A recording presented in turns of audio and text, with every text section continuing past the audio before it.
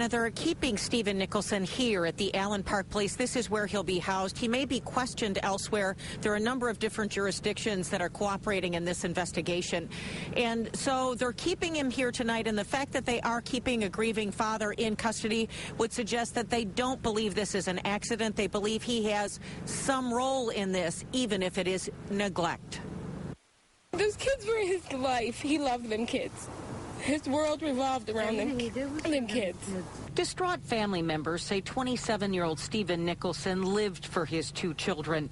They, too, are confused over why the two children, 15-month-old Ella Stafford and 13-month-old Jonathan Sanderlin, would be in the tub with the water running at 2 in the morning. Everything he did was for his kids. He loved them babies. He would come over at 2 car seats. You never seen him without both of them. Even though we didn't have custody of the little girl, she was with him a lot.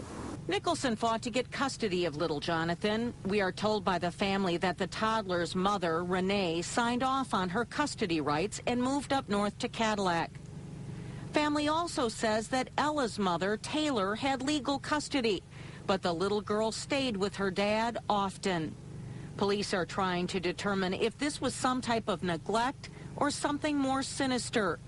One neighbor, Julie Peters, called police after she witnessed Nicholson leave the children unattended in his van. I heard a baby crying. I was in my car at least 10 minutes, and when I looked in the van next to me, his windows are tinted.